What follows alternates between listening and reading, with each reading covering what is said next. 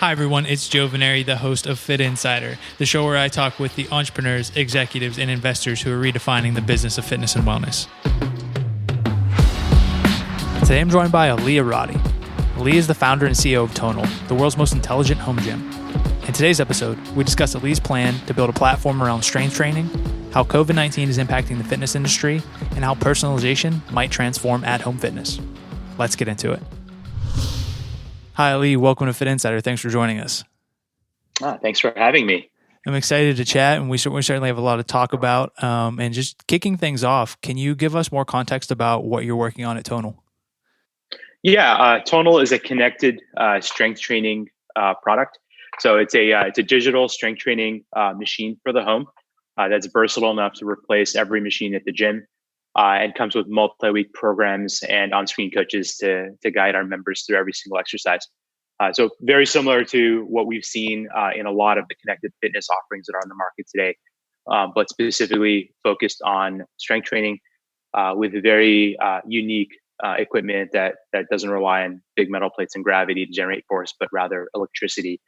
And so it's a lot smarter and a lot more dynamic than any strength training system you've seen before. Yeah, it's really incredible. I mean, I don't have one, haven't had a chance to use one, but looking at the different videos and now recently the amount of content and people using them that's popping up on social media certainly looks pretty incredible. There's two things there that you mentioned that I wanted to dig in a little bit to. One, we've obviously seen a lot of the connected fitness at home devices in the last few years. I think Tonal has a unique perspective in that it's really the only one focused on strength training. So kind of how did you arrive at that? And was it your intent in terms of differentiation? It was my intent in terms of, I will say, passion. I mean, my personal story was actually, my background is in technology. My first job out of college was designing supercomputers for Hewlett-Packard. I was a chip designer, and I spent most of my career designing what people call big iron computing systems, so big you need forklifts to move them around. And when I was 35 years old, by that point I was really overweight. I had been struggling with my weight actually my entire life. I had type 2 diabetes. I had sleep apnea. So I quit my job, and I spent about 9 months losing 70 pounds. And through that journey, learned how to strength train, became very passionate about it, and decided that I wanted to be able to strength train at home rather than at the gym every single day. And I have an electrical engineering background, and so I was staring at this giant weight machine at the gym, and I was asking myself, how can I shrink this down so it could fit in my home? And that's when I realized that the reason this machine is so big is because it relies on big metal plates and gravity to function. And if I could generate force using electricity instead, I could shrink it down. And remember, with electricity, you can propel cars, you can propel trains. In the case of Tonal, generate enough force to pick you up off the ground or give you a really, really serious workout. But at the same time, shrink it down so the equipment's about the size of a TV with arms that fold behind the machine or fold out when you're using it. So it's super versatile, a lot like a lot of the functional trainers on the market. And then also really dynamic with digital force, which is what we have. You can create force that's pure force with no momentum, which gives you a better workout. We have a spotter built into it, so if we see that you're struggling, near the end of your set, we'll just adjust the weight a little bit so you can finish those last few reps. Build AI into it that automatically measures how you're doing and decides how much weight you should lift and when that weight should go up or down. And so it really started, I think, from a passion for strength training specifically, and a desire for me to be able to do it at home rather than going to the gym, and realizing that absent Tonal, your alternative most of the time is to fill up your garage with a bunch of equipment.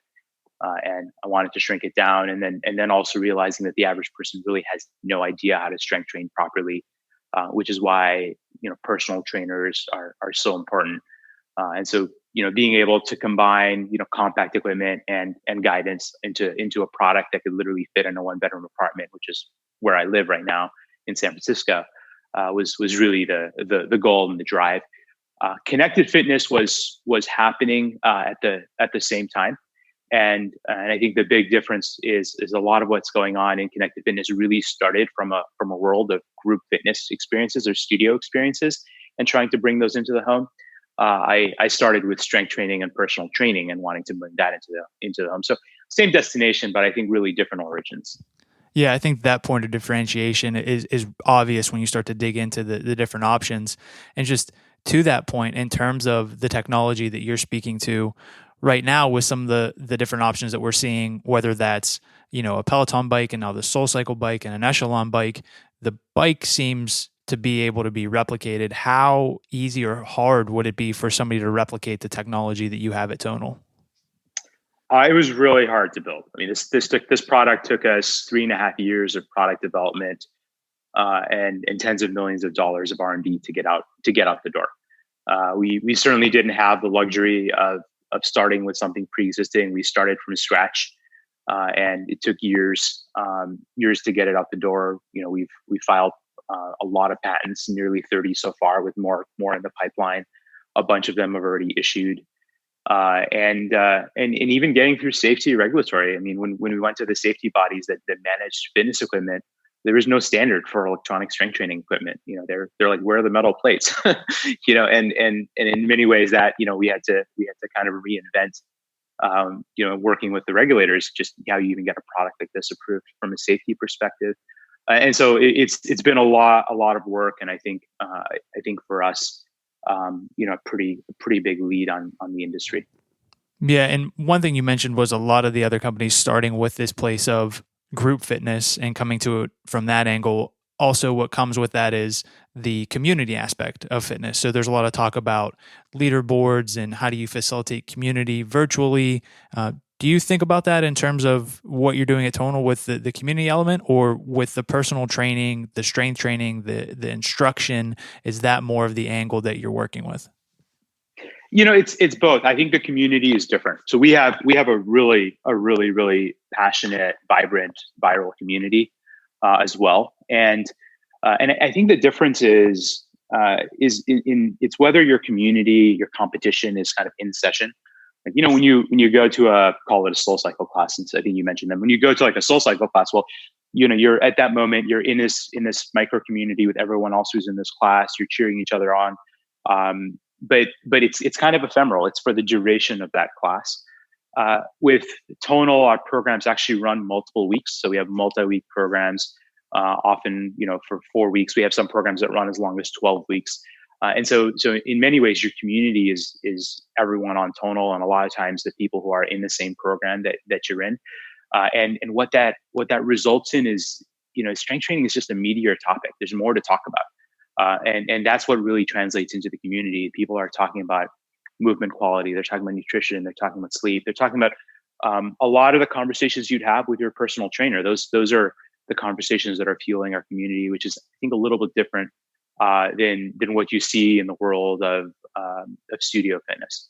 So it's just a different thing, but I think in many ways a lot more powerful because it's there's more depth and it's less ephemeral than studio experiences. Yeah, I think it's an interesting point and something that is easy to overlook from the outside. We had Ethan Agarwal on the show, who's the CEO of Aptiv, and they do at-home, rather audio-guided workouts. And I kind of asked the same question about community, and he said, well, actually, our community, given that it's larger and all over the world, the chances are that you find somebody like you or that relates to you or in a similar situation is actually better. So in that sense, just from like a sheer volume perspective, like you're bound to meet new and different people who can encourage you or motivate you, whatever it is, to form those relationships. Yeah, I think that's absolutely true, and we have a similar thing in that people are gravitating towards certain programs. We have programs for weight loss. We have programs for athletic performance. So we have a 4-week program, for example, to help someone become a better runner if they're planning on running a 5K or a 10K. And so like you definitely do have affinity groups that group around interests and things like that. And I think that's the nice thing about strength training. We also have, another thing is we also have all sorts of different levels of folks, pretty even split of people who I self-identify as beginner, intermediate, and advanced at strength training. And so, I think a lot of studio fitness and a lot of the stuff that's out there tends to focus in on much narrower segments. Like, everyone I know who goes to Barry's boot camp is pretty hardcore. And I think we've just seen a much broader appeal, and we're able to segment our member base based on the programming that we create. Whereas the equipment itself is just a lot more versatile, and more of a platform that can be a conduit for a lot of different content. Right. That's one thing I wanted to dig into a little bit and get some context on, thinking about the business, and framing this up. Obviously, depending on when folks listen to this, we're recording on March 26th, amid the coronavirus outbreak. So what we've been seeing over the last few weeks, and going into the future, it's kind of uncertain as to how long it will last. That will certainly impact the discussion. But I was curious as to how you, I guess, previously or maybe going forward, define the total addressable market and kind of who the consumer is for Tonal. Well, we've always looked at the market as about $60 billion a year, or we consider it to be 45 million households.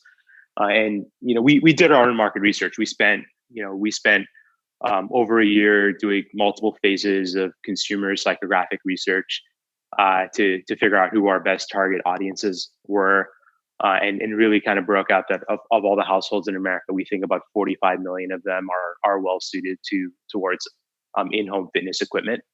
And so that's our overall market. Of course, when you look at that as a TAM, that's not who you go after on day one. You break it up into a bunch of sub segments, and every year we expand kind of who our target is a little bit further. But as on a TAM basis, we think it's massive. It's 45 million households, and it's larger than kind of your typical gym goer market today. It's more accessible when it's in the home. It's more convenient, and of course, as you know, there's multi-unit housing types of situations where you can put units and gain access to entire communities. There's corporate wellness, and so when you really start looking at the full market, it ends up to be pretty big segment of the U.S. population, which is pretty exciting. And you mentioned segmenting them, kind of working through different groups depending on how long, what you're focusing on and what year it has been in the progression of the company. Who traditionally has been buying Tonal, and who have you been focusing on in terms of that target market? Well, like I said, I think it shifts a lot. But right now, if I told you like who is our bread and butter, the people who are buying Tonals today, it really breaks out into two groups of people. The first group of people are folks who ironically already exercise 2 or more times a week before they bought a Tonal, and they're buying a Tonal as a way of becoming more serious about strength training. You generally hear that folks rank strength training as really important, but then say that they're dissatisfied with their current routines. And these are folks who tend to be competitive and just want to improve. And so call these your fitness nuts. We have people who on Tonal work out 7 days a week for an hour every single day. Our average across our entire community is 3 times a week for 40 minutes a session. So it's pretty long, and a lot of that's being fueled by this segment of folks. But we also the other group of people who also represent a pretty big segment of people who are buying Tonals are folks who just used to be fit at one point in their lives, and then life happened.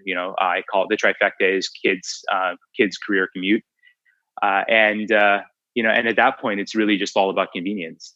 I had the gym membership, but frankly, I pay for it and don't go. And Tonal's a way for me to stay healthy and stay fit at home. And so that's something that we're doing. I think for a lot of folks, especially when you talk about, whether you're talking about either of these two segments that I just described, it's not just about the convenience of having the equipment in the home, which is a huge challenge because most people can't fit strength training equipment in the home. But it's also about knowing what to do.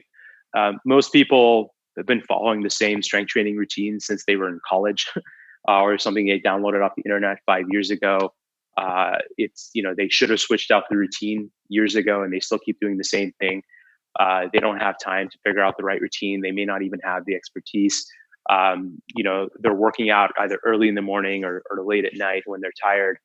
And so, even for folks who used to work out a lot before Tonal, when they get a Tonal, they say that their workouts have gotten a lot better, a lot more challenging. They're seeing better results. And that really just comes down to great programming, personalized weight selections. Very few people actually lift the right amount of weight. They tend to lift too little or too much. and having technology actually be able to assess you and tell you exactly how much weight you should lift. All of these things just incrementally make such a big difference once you add them all up, that it's pretty impactful for people. Absolutely. And within all that, can you kind of speak to the feedback loops that people are getting in terms of, you mentioned the weight that they're lifting or the form correction, personal training. What does that experience look like from the user side? It varies depending on what mode you're in. We have modes that are kind of more for people who are serious strength trainers and want to see live data feeds on their screen because it is a digital system. And we have modes for people who are deeper into video guided experiences. If you're in the video guided experience, which is what I think the vast majority of our community does, you're getting personalized weight selections or personalized prescriptions for every single movement. You're getting feedback at the end of every set, whether you've done a power PR, whether you've improved or increased or hit some like new milestone in terms of that particular movement. During your set, the pacing is adaptive, and so for one person it might take them twice as long to do 12 deadlifts than someone else, and so we automatically adapt the pacing of our coaching videos to buy people extra time if they needed to finish the set. And we also have live feedback in terms of what people hear during their workouts. And so we may actually say things to you like, hey, try to keep a consistent range of motion with your squats, or try going a little deeper into your squat, or mind your pace. All of this stuff is all happening in real time. And it's really just because we have so much data. At this point, we have the largest strength training physiology data set in history. Because frankly, strength training has always been analog, and most of the research that's out there is on cohorts of college freshmen. That's literally most of what we believe about the way strength training works and affects the human body is on cohorts of college freshmen. And now we have data that just spans many years across a very diverse population, across every workout that they've done, and it's really made our AI a lot smarter in terms of being able to personalize to folks. Right. And, a few minutes ago, and just wanted to circle back, I kind of framed up the question by mentioning that we're in the midst of the coronavirus outbreak, and that has sparked a whole debate that's not dissimilar from the, remote work or office work. You see people on either side of this. Is it gyms and studios, or is it, on demand and at home? How has this outbreak impacted your sales? What are you guys seeing in terms of interest in getting a Tonal, new sales, usage, kind of across the board? Yeah, it's really interesting. So we've seen, just in the matter of weeks, we've seen our sales volume triple. Last week was the best sales week in the history of the company. Typically, your holiday season, Black Friday, Cyber Monday, New Year's week, are your best weeks of the year, and we've actually eclipsed all three of those weeks. And we're seeing a compression of sales cycles where people are basically spending less time through the consideration period of buying a product like this. And I think all of that is interesting, and is a sea change towards people wanting to work out at home, and kind of shifting their attitudes in general. But I think the most interesting thing in all of this is when you look at our sales lift from a geographic perspective, we're seeing an even lift across all geographies, not just those geographies that are hardest hit by COVID-19. And so, you could argue that, okay, San Francisco was the first city to go into lockdown, followed by Los Angeles, followed by New York, and those are the geographies where people should be, where it becomes more urgent to buy tonals. But we're actually seeing everywhere around the country, people are purchasing tonals, even in cities that haven't gone into shelter-in-place orders or lockdowns or anything like that. And I think, to me, when I look at that data, it's indicative of more of a mindset and an attitude shift, rather than simply just people being locked at home and wanting to work out. And that's what I find most interesting about this. Right. It's a catalyst. It's not necessarily changing or planting a new idea in somebody's head. They've kind of had the realization all along that, if we want to work out, it's going to be more convenient to do at home. And certainly at-home exercise is not a new phenomenon. There's been, whether it's VHS tapes or, equipment, whatever it is, it's been engineered. But now looking at it in terms of the convenience, the content they're able to get, the technology, the fact that it's so compact, it's just like this is almost a tipping point in that evolution. Yeah, I think that's exactly it. Catalyst is the right word. Tipping point is absolutely the right word. It's something changed in people's minds where this became more urgent and became more of the today rather than the tomorrow. I think everyone always believed this was going to happen at some point. That people would begin more seriously shifting towards in-home fitness. And this isn't the only industry that's seen this. I mean, we've seen, we saw at-home shopping with the rise of e-commerce. We've seen, at-home movie going with the rise of streaming services and Netflix, and that's come at the expense of movie theaters. And so at some point, fitness was going to tip as well, and this might have just been the catalyst that did it. How do you think about that playing out, I guess, over the long term? So say this is the catalyst and maybe a tipping point. Now, one of the things that we started to think a little bit about is, even if, let's say, people continue to maintain some type of gym membership or, a studio membership that they just go to less frequently. Overall, there's some studios that just can't sustain that even decrease in members coming to the studio. Is this, some people want to frame it as an either or conversation. I tend to look at it more as like both to some extent. But how do you see this, the evolution in the fitness industry? I think it's really hard to predict, but my general feeling on this is that gyms, studios, personal trainers are all going to have to shift the mindset of what it is that they're offering. That there's kind of the bread and butter everyday workout stuff that now everyone can gain more more easy access to in their homes. And I think the question really becomes, what are the unique things that you can offer that become really, really value added, that become really special experiences for consumers. And so I think a good example would be, let's talk about personal trainers, right? Last time I did the math, there were enough personal trainers in the United States to serve 0.3% of the US population, right? And that's if personal trainers are doing what they do today, which is standing next to someone, motivating them, counting their reps through every single session. But I would argue that the same number of personal trainers that we have today could serve way more. They could serve 10 times or 100 times as many people if they're willing to focus on the parts of the experience that they can uniquely offer, and let people go home and do what they can do at home without the need of a personal trainer standing next to them. I think the same holds true for gyms, right? When it comes to gyms, they're a third space. They're a community service. They're where people can go and congregate. And while a lot of that is happening online, there's also a place for people to meet physically and go there and actually meet with a personal trainer and maybe go through a functional movement screen, and have a conversation about their challenges with nutrition and get the conversations going. But I think this idea of, you have to keep coming in every single day of the week in order for your goals to be met, I think that's creating too much friction. And so the question is, what are the strategic touch points, with a customer, and what do they need to physically be there to do? And then what are the pieces that they can go home and do on their own? And I think, what Tonal is really, really great at is guiding people through their workouts, day in and day out, and giving people programs that are personalized to their goals.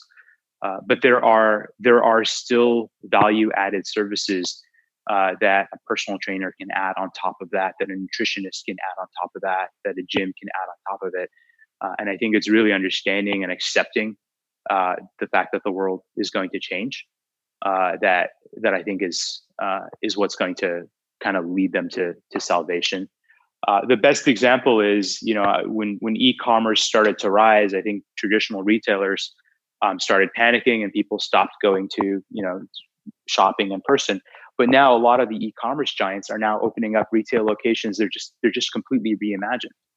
And I think that shift could happen within the fitness, the on-premise fitness industry as well.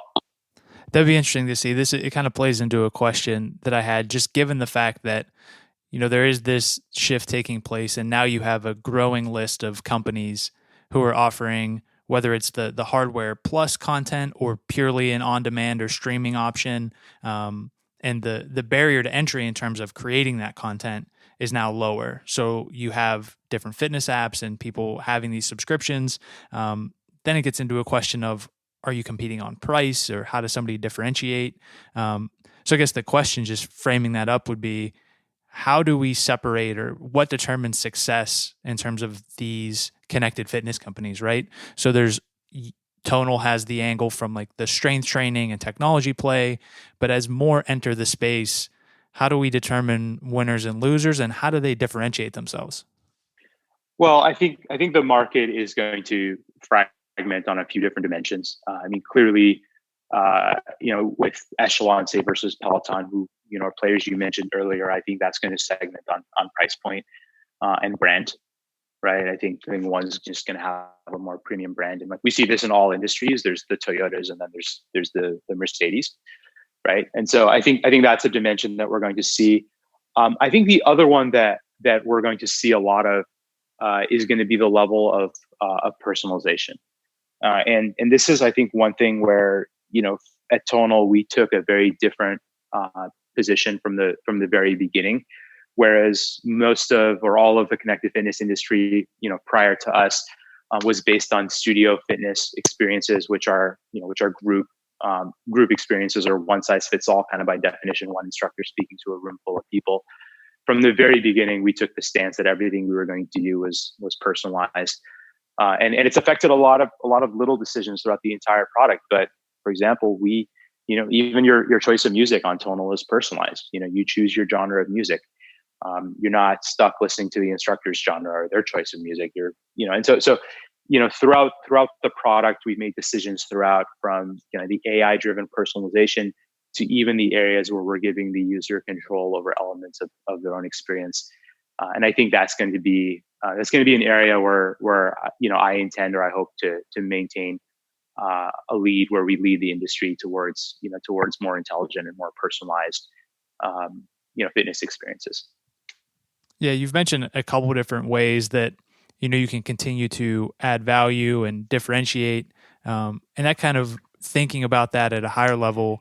At this point, Tonal has raised some $90 million, and like you've said, spent years developing the product and technology. Ultimately, what was the bigger vision you sold investors on? What's the future look like in terms of what you hope to achieve? The bigger vision was really all the homes that we could get into. First of all, I've always argued that the gym market actually serves a very small percentage of Americans. If you look at the number of people who actually go to the gym, I'm not even talking about paying for the gym, which is about double the number of people who actually go. If you're just talking about the number of people who attend the gym regularly, I think it's only about 5% of the U.S. population. And so I think a big part of it for us was, can you actually serve 45 million households with technology like this? Can you get more people to strength train? Can you actually move the needle in terms of impact in their lives? Because frankly, a lot of people who walk into the weight room don't really have the confidence. They throw weights around for a few minutes and then leave knowing that they didn't get a good workout, but don't really know what to do better. And so I think that's a big part of it. And then the second part of the vision is, could we eventually offer everything that you would get from a personal trainer and nutritionist? And I think a lot of that will be technology, but I think some of that will be real human touch, right? And so, we've always intended to kind of collaborate more with those industries. And now with a lot of personal trainers and nutritionists basically stuck in work from home situations, I'll tell you, we're internally having kind of renewed conversations about these things. But ultimately, it's an important part of our vision is to not just stop with strength training, but to really go all the way. Kind of pushing a little bit on that, you mentioned like the in-person touch, personal trainers, nutritionists. Beyond just kind of thinking about those in terms of an opportunity, have you begun to formulate what that might look like? Not at a level that I think we're willing to talk about publicly, but But I think, there are things that I will tell you Tonal can do infinitely better than a personal trainer. Like knowing how much weight you should lift. Like we have 18 different sensors that we're using to decide how much weight you should lift, and a personal trainer is standing a few feet away from you eyeballing it.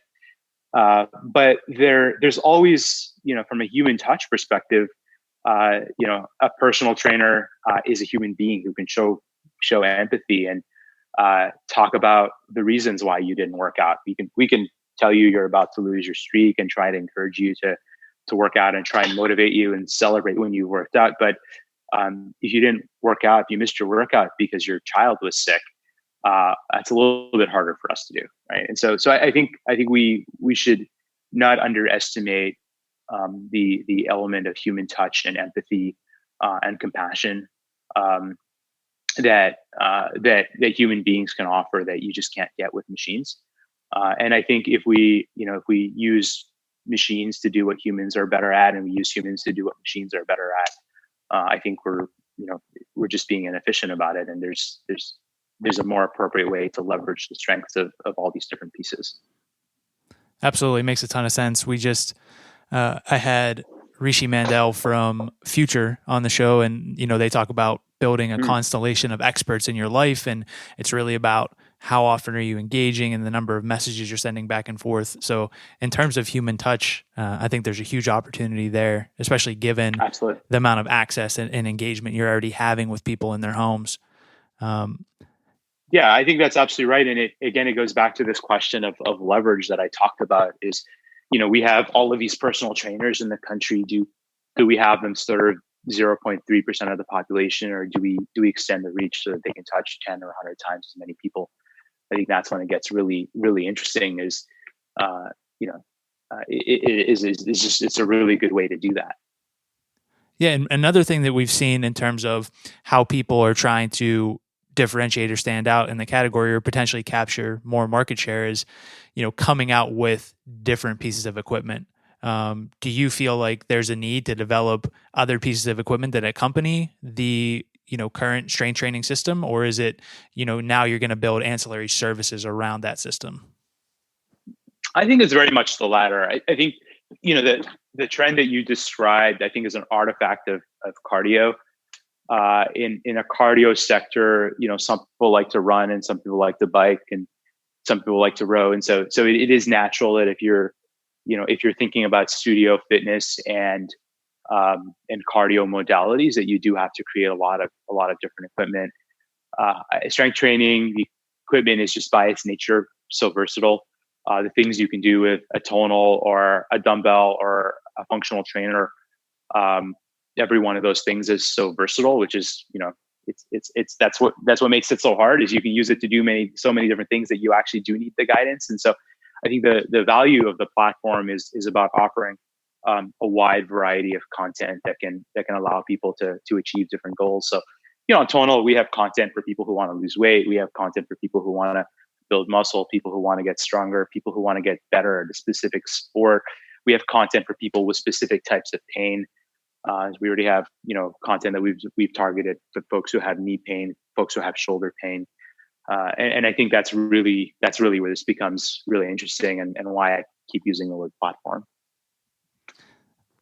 Absolutely, and just progressing and potentially wrapping up, get you out of here on this. What else do you have on your radar? Should people be excited about or look forward to from Tonal? The thing that we are investing in day in and day out is just more personalization and more content and more personalized content. And so, that's really what folks are going to see is a lot more of that, where, they're going to be able to choose content and, tell us what kind of injuries they have or tell us where they have pain, where, whether they want to be in a program but only have 20 minutes a day or 40 minutes a day, they'll have more options there. So a lot of that is about meeting users where they are in terms of their constraints on time, their abilities, and a lot of that personalization. That's a big area of investment for us. More personalized feedback on their form in real time. That's all stuff that's in the pipeline that we're working on. And then the second one is kind of more in product community features. So bringing a lot of the community that we've already seen develop online on other forums, more of that coming into the product, including leaderboards and things like that. So that's really where we're at.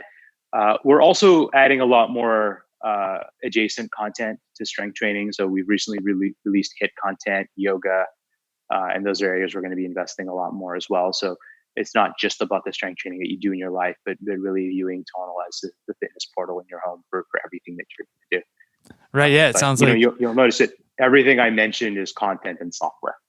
Right. The hardware is a platform. It is what it is, and it has legs for a very, very long time.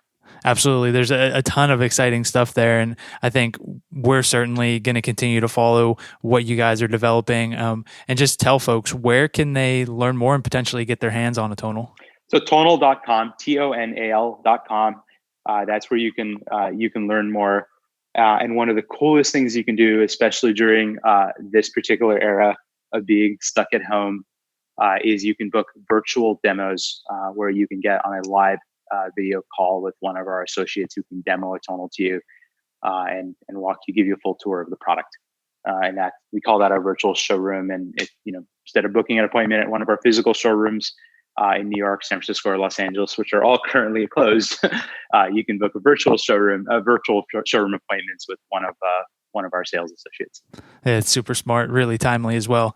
Well, Ali, listen, it was great chatting with you. I really enjoyed hearing more about Tonal and excited to see, as it continues to evolve. Oh, thank you very much for having me. It was really great chatting with you. Thanks everyone for listening to today's episode. For more from Fit Insider, visit insider.fit.co and subscribe to our weekly newsletter for insights and analysis on the business of fitness and wellness. Then, go ahead and subscribe, rate, and review the podcast. See you next time.